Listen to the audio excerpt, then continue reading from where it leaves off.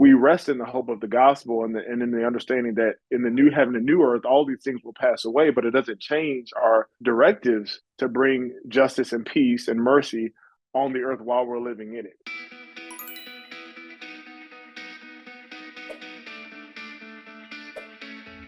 Welcome to Sports Spectrum, keeping Jesus in the sports conversation. Here's your host for today's show, former ESPN producer, Jason Romano. It's always good to welcome back our friend Benjamin Watson to Sports Spectrum. What's up, buddy? How are you? I'm doing well, man. Always great to join you. Good seeing you every now and then throughout the year. So Yes. Excited to join you for this time. Yeah. You have this new book. It's coming out June 20th, The New Fight, Roe, Race, and a Pro-Life Commitment to Justice. And all you got to do is say the topic and the subtitle, and it's like, whoa, Benjamin Watson book on this. He did not hold back. We're gonna dive into that book in a second. But I was thinking about this. I don't know if you remember this. The first time we ever met, and we didn't talk about this on the other podcast. Do you remember coming to the car wash or coming to ESPN to do the car wash? I figured you did. Yeah. I think of course. Still with Cleveland, maybe, or you just gone from New England to Cleveland? Yeah, I think probably about 2010.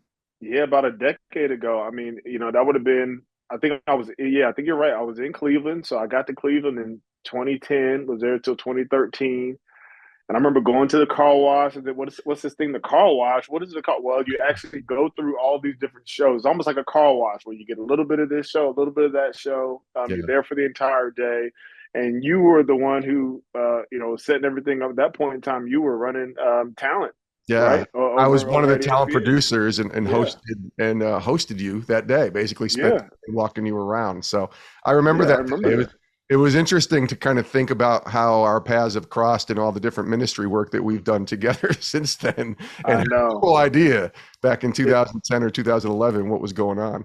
It's amazing what God does, and it's amazing just how, you open up different chapters of your life and you have no idea what he's going to do. You have no idea how people are going to cross your path or what type of ministry you can be involved with people. I mean, we're just, as people are listening to this, we're just a few weeks, or I guess as they listen, a few months after our conference, our Pro Athlete Outreach Conference, where, you play a prominent role in that, as well as Kirsten and I. So, no, I could have never envisioned this guy at ESPN who I was like nervous. I'm so nervous going on these shows and everything. And then, to be where we are now, is just a testament to really the faithfulness of God, man. Well, how about at that time, if I had told you that you would be a 3-time author, would you have laughed at me? Yes, definitely. I definitely would have. Another thing that just never thought would happen. But again, I think it's exciting, right? It's exciting to be able to delve into different areas and to try new things and talk about issues, whether it's fatherhood or faith or family, race, current events, to be able to talk about those things that impact all of us in some sort of way. Even though you're an athlete, we're not immune to so much of, the trials and tribulations of just being human beings and just trying to live life and do it well.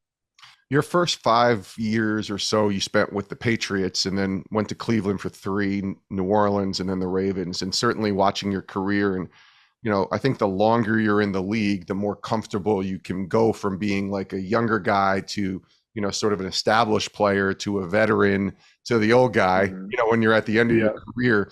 When did you start having, or did you, I guess, start having conversations that weren't just football or surface level conversations? Because I remember when you wrote that Facebook post, I had used that as an example for so many years to different athletes when I was working with them in terms of coaching them on broadcasting about, you can have a voice here and you don't have to just go on a national TV, network to talk about football. Like you could actually have a voice and talk about other things. And you did that on that Monday night Facebook post, and feel free to share that story if you want to. But did you have conversations in the locker room early in your career about topics like race or, even the pro-life movement, things like that? Not as many. And I think part of it is, as a young player coming into the league, you've got all these expectations for yourself. Other people have them for you as well. And I was in New England. So, Jason, you already know the way media operates in New England and the way that Coach Belichick has everybody on the same talking points. And I mean, I wasn't about to say anything outside of working every day to get better. The great team win. Yeah, 110%. exactly. All the things Yeah. was what I was focused on, especially as a young player. I will say that even then, though, our locker room was not immune to what was happening. Now, fortunately for us during that time, I can't think of any of those kind of lightning rod moments that we've had over the last, several years. Right. Although I'm sure they were happening, we're just so inundated with what I was focusing on. But there are always conversations about, kids, marriage, life, current events come up, those sorts of things. I think when I left New England, though, got to Cleveland, and then especially got to New Orleans, started to grow in, I guess, maturity as a man. By the time I got to New Orleans, I had 4 kids. You Right. know what I'm saying? And That'll mature you. exactly, had kids. Had been married for several years, Yeah. and started to get more in touch with. I think during that point in time, the communities where we were living. As opposed to for much of the time in New England, the first part of my time there was really just trying to figure out the playbook and not mess up. Hmm. And then having opportunity kind of to get engulfed in the community with our kids, with my wife, with our foundation, all those sorts of things. And then, you mentioned it in 2014 when Michael Brown was killed by the officer in St. Louis, and then a year later, in 2015 when the grand jury decided not to indict the officer. You can remember all the protests and those sorts of things, and just writing my feelings that have been bubbling up for some time, and really reaching back even to things that happened in my childhood that you don't really realize impacted you until you see something happening on television and the emotions that connect with that. And still, Jason, there's still this fear and trepidation many times in sharing as an athlete something that is perhaps going to be controversial or outside of the realm of sport. Yeah. Because you represent not only yourself, you represent your family, you represent your God, you represent the city that you play in. You also represent your other teammates who have a variety of different perspectives on things. So you have to be mindful of that. And I was scared to even push send on that Facebook post. Yeah. But I did, and I tell you what, the doors opened. And what's really tremendous, what really warms my heart the most is even when other players would have come up and say, "Man, I was thinking that same thing, but I just didn't know quite how to say it." We are so complex as individuals, much beyond our occupation, whatever that occupation is. We have so much to offer. We have so many thoughts and emotions on different issues that occur that sometimes we relegate ourselves only to our occupation. And not that that's bad. We should dive in 100%, but also realize that, man, expressing ourselves and expressing our thoughts, there's great value in that. Yeah. It's really fascinating too, the timing.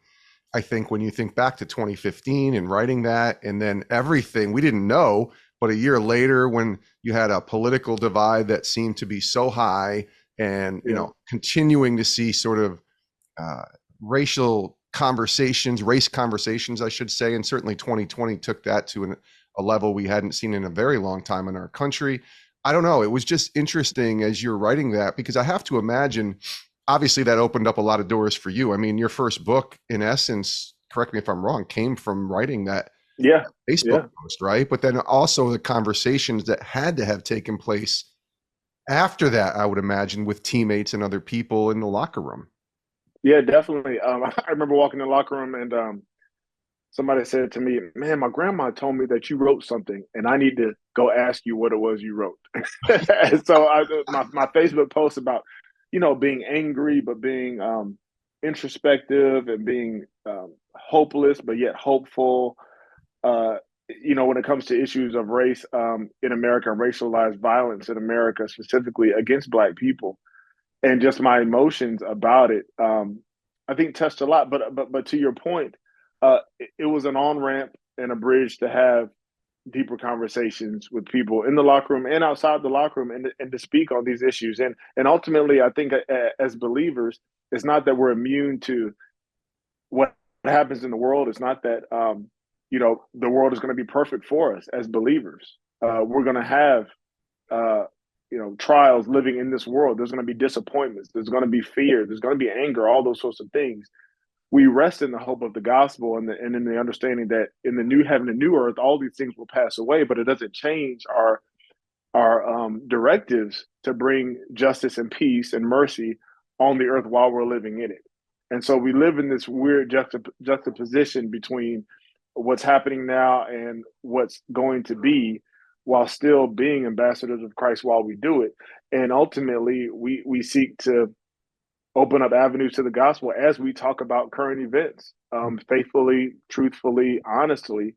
And that's led to a lot of other difficult conversations, that are issues that people deal with. A lot of times we just don't want to talk about.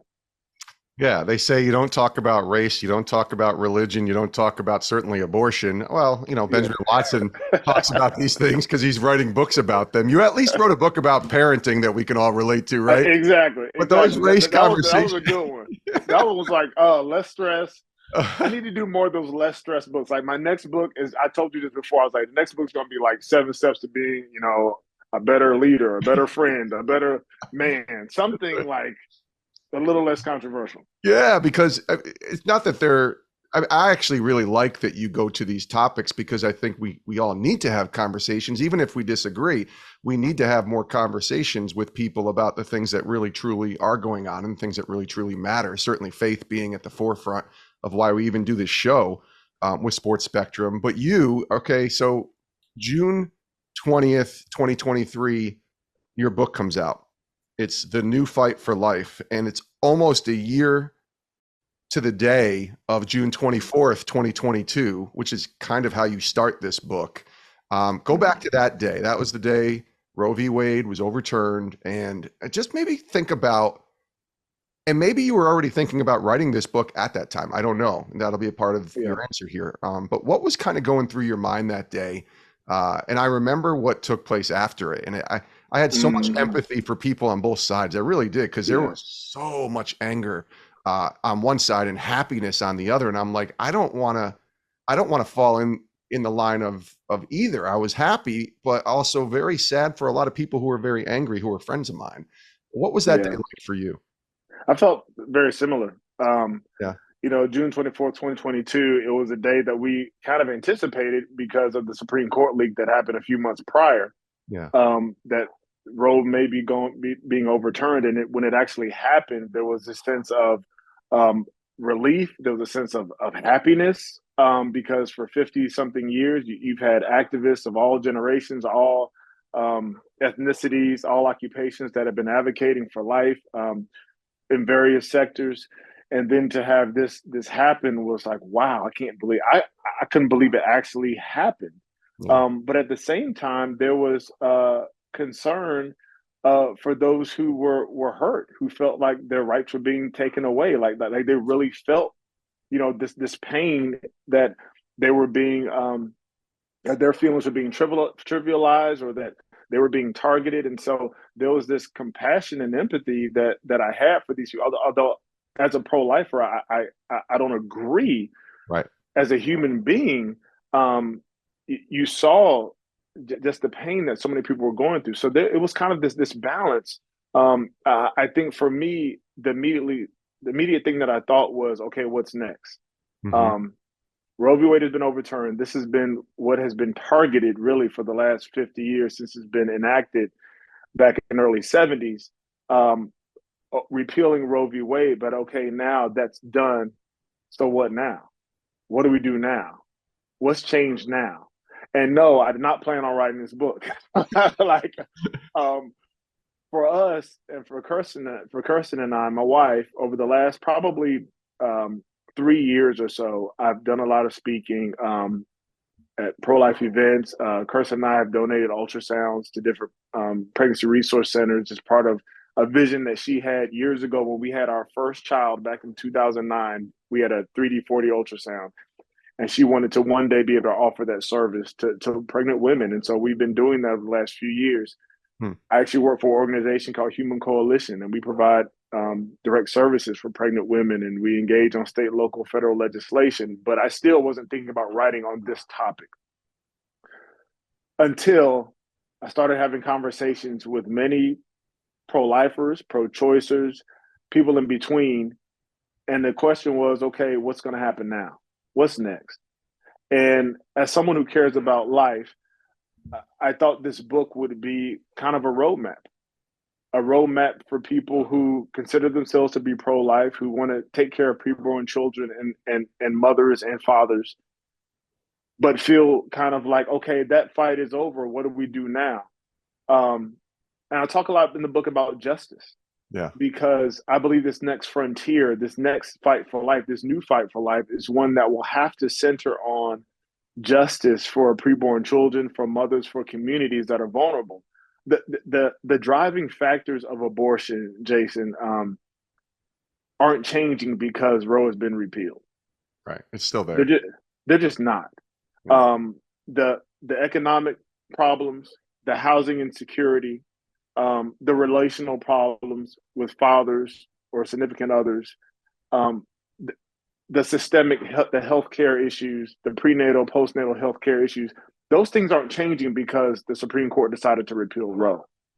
And so the reasons why I wrote the book was to say, okay, all right, pro-lifers, which I am one of you, how do we as people of faith, how do we as people who love life enter into this new phase to reduce the necessity some people feel for abortion while also making it unthinkable?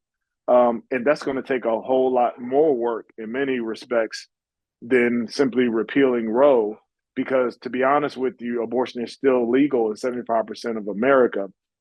Repealing Roe just sent it back to the states. And so there's still a lot of work to be done. Yeah. That book is called The New Fight for Life. It's coming out in a few weeks on June 20th, 2023, with Benjamin Watson, who's our guest here on Sports Spectrum. Something that I highlighted from what you wrote, and it goes to the chapter called Have a Little Empathy, which I kind of laughed at when I first read it. I'm like, no, we're all supposed to have a lot of empathy. But I understood when I read the chapter what you meant.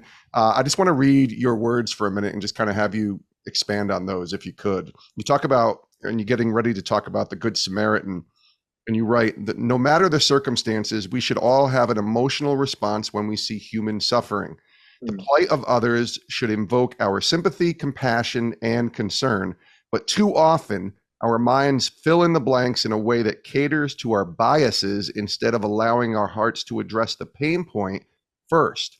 Callousness is not becoming of people who call themselves believers. In fact, it is blatant disobedience and the evidence of a heart grown cold. I highlighted that when I read that, and I thought, wait a minute here. This is exactly, I think, what we see playing out. I don't know if it's just from the political world, but it feels like it's also a social media thing. I don't know too many people when I talk to them face to face that act like this, like what you just wrote, but I see it on display a lot, especially in the social media world. And I'll say it, especially over the last 5 or 6 years, where everything feels like it's more divided. Why that? Like, why was that so important to write? Especially, it felt like you were writing this at the bottom part there. It's not becoming of people who call themselves believers. So you're also talking to a lot of people who listen to this podcast who are believers. Yeah, definitely. I think it was. I recall it from President George Bush, him saying something to the effect of, many times I identify or think the worst of people that aren't in our group, but we think the best of ourselves.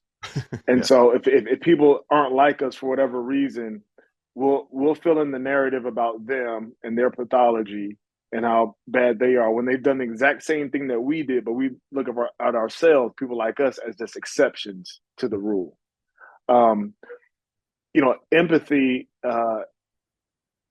in many ways is putting yourself in someone else's shoes. It's Yeah. perhaps not actually knowing their experience because you haven't really been there, but you try your very best to understand and feel how they would feel in a certain situation. Specifically when it gets to the issue of abortion. And I talk about this a lot in the book.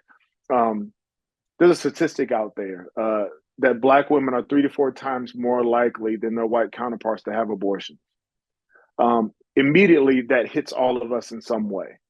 Part of the reason why I wrote the book was because I kept hearing that statistic used over and over again by many pro-lifers who I know and love, but we never get to the next. We never get to the why. We never unpack, okay, if that's the case, why might that be? Hmm. Why might this group in particular be more vulnerable to the stain of abortion? And throughout the book, I talk about some history. I talk about some eugenics, but I also talk about some American history and some American discrimination and some things that are ongoing right now um, in 2023 that impact the Black community in very specific, targeted ways. And so, going back to that quote talking about empathy, maybe that's not the community you live in. Maybe you don't identify with them. Maybe you're not a woman, you're a man. Maybe you're a believer and you know some folks who aren't believers who got abortion, although 4 in 10 women who get abortions go to church regularly. And Yeah. so that Yes. also means probably 4 in 10 men do as well. So they're sitting, it's not out there, church, it's in here. So how do we have empathy for people that we we may have never experienced what they've experienced or done what they've done, but as believers, we know there's now no condemnation for those who are in Christ Jesus. And Yeah. we know that stories can be redeemed. And we understand all those sorts of things. How do we walk that out? There is a lot of that. And you know, I'm not one to say that social media is like all bad. You know, some people are saying social media is from the pit of hell. Like, you know, it's terrible. It's the death of all of us. Yeah. I don't necessarily believe that because I think there's a lot of good that can come from it for sure. I'm a living testament of that. I mean, you can use it for good, you can use it for bad, just like anything else in history of mankind. But I will say certain platforms lend themselves more often to doing exactly what you read in the quote, not having empathy, uh, attacking, not unpacking complex thoughts, not hearing the full heart of someone because you just don't have enough characters to do so. Yeah. So we do have to be careful and fight against that as individuals, and especially I think as believers, because, and you know, I'm guilty of this too. We don't just represent ourselves; we represent other believers, and most importantly, we represent the Lord. So when you do have those conversations, and maybe they've only happened on social media, but I think probably you've had lots of conversations in person with people who disagree with you, Yeah, maybe even screamed at you. I don't know if you're standing up for something like this. yeah. The opposition can be pretty vocal and pretty passionate as well. How have you handled those conversations that have come to you with people who strongly disagree with you on some of this stuff? The first thing is to listen. You know, the Bible talks about, you know, a harsh answer, you know, stoking wrath, and a kind answer, in so many words, turning away wrath. And I think that that's so true. I was in the airport not too long ago. I was actually working on the book, Jason. I was working on the book. I was sitting in, you know, an area in the airport, and I had my computer out. I was about to fly somewhere, and I was reviewing one of the chapters. And this woman who worked for the airline, you know, walks up to me and she asked me what was I doing, because I've been sitting there for a while because Yeah. my flight was, I think, delayed. So I was sitting there for a while. She walks up to me and asks me what I'm doing. I was like, well, I'm working on my book. She's like, what's your book about? I said, well, Oh, my book is about Roe v. Wade, race, pro life, and justice. And so she kind of looks at me. I was like, do you want to talk about it?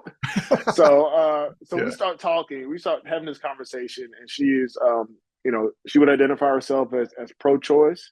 Mhm. She was probably about a 30ish, 40ish, probably about 40ish year old Black lady. Um, I was in Atlanta in the airport, and you know, she had different views on this topic specifically than I did. Um, and she told me why. I asked her questions. Why do you feel this way? Would you ever say it's okay for a woman?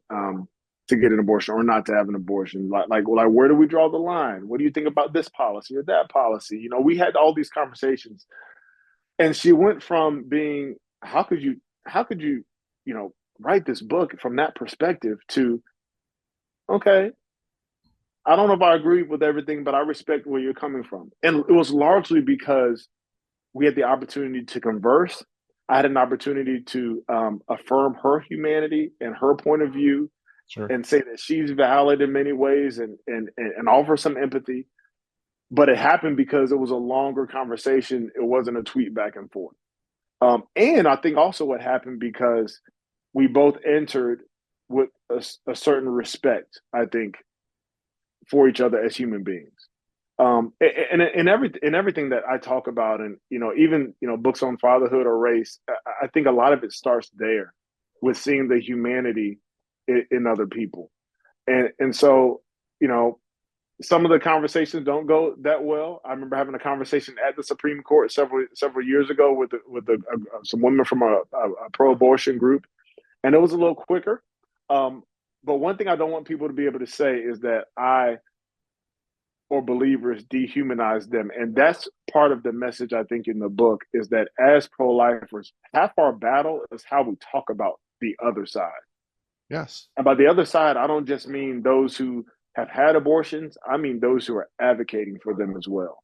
We live in a time where it's so easy to denigrate, and our emotions make us want to do that.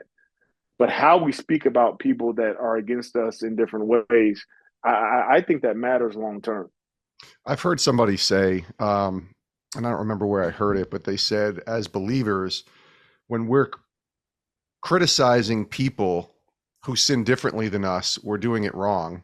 I love the way he said that. He said, you're criticizing someone who sins differently than you do. Now, I'm not advocating clearly for abortion here at all, Exactly. but I think just having a mindset to remember, you said it earlier when you were talking about how we view ourselves versus how we view others.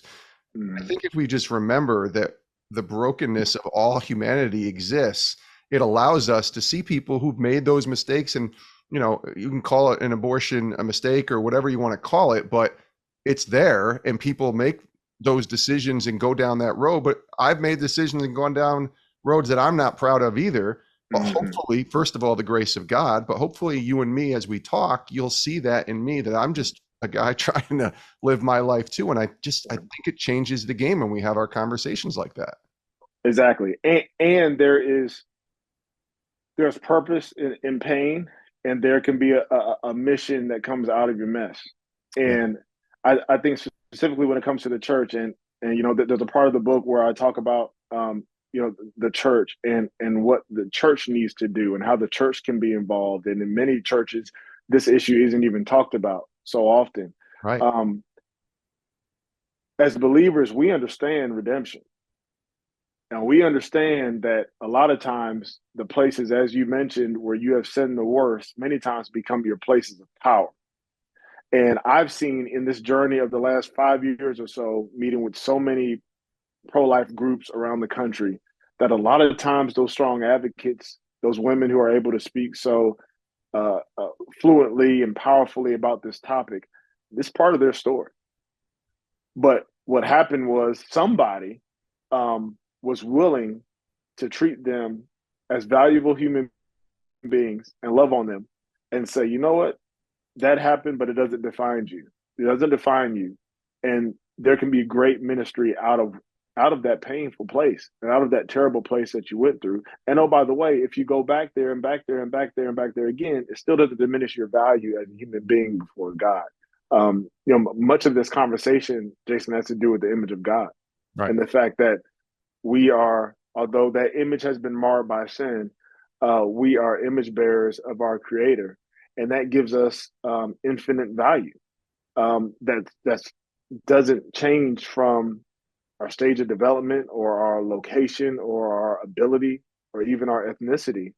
That doesn't change. It's been given to us by God, and so part of the conversation for pro-lifers and the reasons why this book, I believe, is so important, is also reminding us that this isn't a side issue. It's been drawn into the political spectrum, and so many times depending on what side of the aisle you're on, you speak about it a certain way. But as believers, this issue is important to the heart of God. It should be important to us. Mm-hmm. We're talking about image bearers, and from womb to tomb in this new fight for life. How are we going to protect and honor and serve image bearers of God, no matter what stage of development they're in, or no matter what we think or we assume about those people? Yeah, that's really well said. The new book, again, The New Fight for Life, is coming out in a few weeks on June 20th. You can pick it up. Benjamin Watson is the author. He's been our guest. I have one more question for you, and this is just one I was thinking about as you were answering, because we think about protesters, and what we'll see on the news or on social media is one side holding up signs, screaming at the other side, holding up signs and screaming at one side versus the other. And I was at the Super Bowl, I guess back in February. It was in Phoenix. I don't know if you were there at all. But I was there, and I'm fortunate with Sports Spectrum that they allow us to go and cover, the Super Bowl and interview some different players. But every single year it feels like I'm walking downtown, and it's usually a very big city, and you're walking right in the heart of a downtown of a city, and you see people with, the megaphones or the blowhorns or whatever they're called, talking about different things. And quite often you see street preachers, people reading from God's word. I'm sure you've seen these, and sharing the gospel, but often screaming and yelling and almost trying to scare people into, where they might be going if they don't, trust in Jesus. Do you believe that type of preaching, screaming, and not just from a preaching perspective, but maybe it comes down to even protesting, because we've seen the protesting that's taken place over the last 3 years. Is that truly effective? And I guess we'll start with the gospel part, because I don't know anyone who I've ever spoken to who's ever come to faith in Christ because of a guy on the street in the big city. Now, maybe there were seeds planted. Every single person I've talked to either had a really difficult season of life and they just didn't know where to turn, or they met someone like I did when I was 25, and my brother Chris sat down with me and I watched him live his life, and that became attractive to me. And I said yes to Jesus then. I don't know. I'm just curious, from someone like you who's really into, standing up for, something pretty strong in your life, where your thoughts are on that. That is a great question. That's a great question. Immediately when you start talking about street preacher, I started thinking about Isaiah or Jeremiah or some of these Old Testament prophets who God directed to go speak. And I have to believe that they were speaking loudly. They were saying things in public places that people didn't want to hear, but that those messages were given to them by God for that specific time.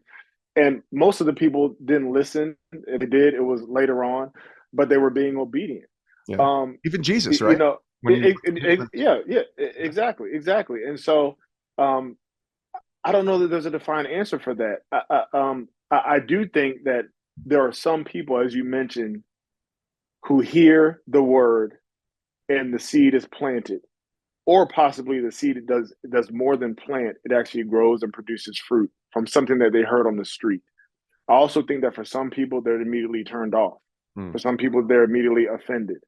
But specifically when it comes to the preaching, I also think that there is a cultural dynamic to all of this. And so in Arizona at the Super Bowl, with somebody yelling and preaching on the side of the road, do those people get it? I don't know.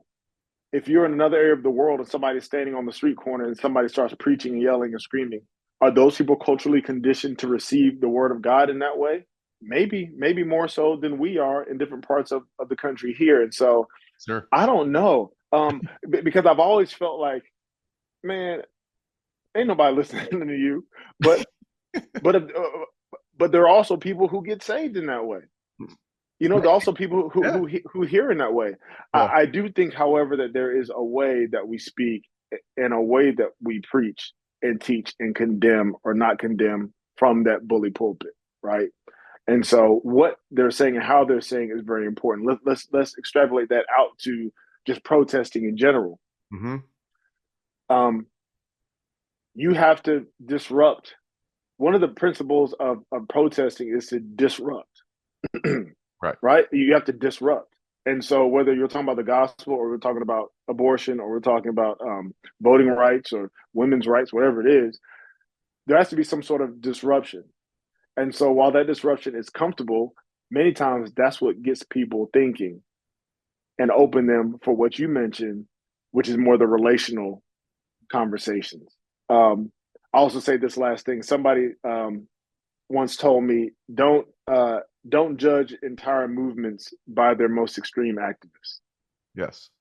And so Yeah. many times, especially on social or when people are protesting and screaming or holding up pictures that are grotesque and those sorts of things, we'll judge the entire movement by those people, but usually those are the people, not necessarily on the fringes, but those are the small minority of people. And we have to be careful many times in grouping all folks who are under one label, under the people that we see on TV or we see protesting or have the biggest platforms, and the way that they express their viewpoints can be quite different than others. Because I've been guilty of lumping people in, Sure. and and most of the folks aren't like that. But Well, no, I don't have a defined answer for that question. I mean, it's yeah. I guess the only thing not breaking the law out there. Yeah, no, I think it's just worth thinking about. That's all. It's more of Yeah. I don't even know if there's a right or a wrong answer. It's just more of Yeah. a discussion point or an opinion. Yeah.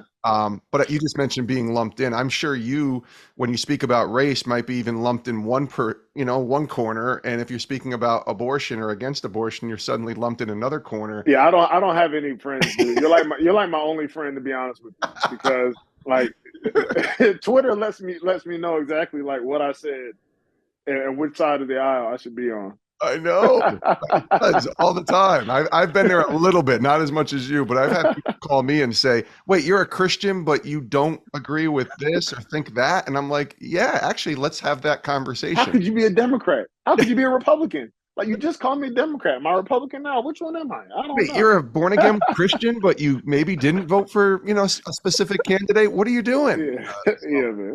Anyways, well, listen, people need to go get the new book. Ben, this has been awesome. I always appreciate conversation with you. The New Fight for Life, people can go get it. It's out June 20th, available everywhere books are found. And I'll be seeing you soon, my friend. It's always good to catch up. Man, thank you so much for your time. Thanks for what you're doing. And I look forward to seeing you, bro. Thank you. Thanks so much for watching today on Sports Spectrum. Make sure you click that subscribe button so you don't miss any other videos. And if you want more stories on sports and faith, check out our website, sportsspectrum.com.